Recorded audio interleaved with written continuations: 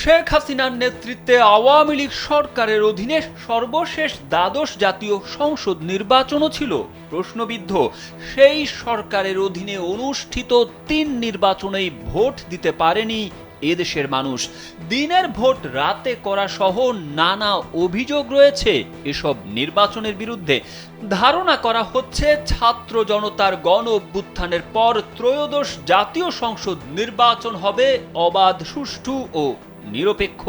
তেমনটি হলে ভোটে অংশ নেবেন বিপুল সংখ্যক ভোটার। এই বিষয়টিকে মাথায় রেখে কোন রাজনৈতিক দল কত ভোট পাবে তার আগাম পরিসংখ্যান তুলে ধরেছে বেসরকারি একটি জরিপ।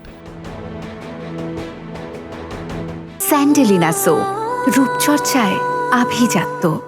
জরিপে দেখা গেছে দেশে এই মুহূর্তে নির্বাচন অনুষ্ঠিত হলে বিএনপি সর্বোচ্চ 41.7% ভোট পেতে পারে। দ্বিতীয় অবস্থানে থাকা জামায়াতে ইসলামী পেতে পারে 31.6% ভোট। আর ছাত্রদের নতুন রাজনৈতিক দল জাতীয় নাগরিক পার্টি এনসিপি পেতে পারে 5.1% ভোট।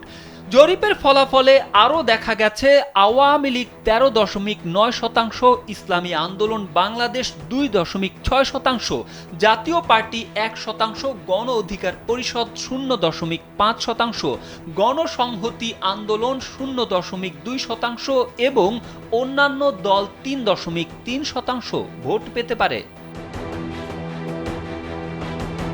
উন্নয়ন গবেষণা ও প্রকল্প ব্যবস্থাপনা সংস্থা ইনোভিশন কনসাল্টিং বাংলাদেশ এই জরিপটি পরিচালনা ও প্রকাশ করে।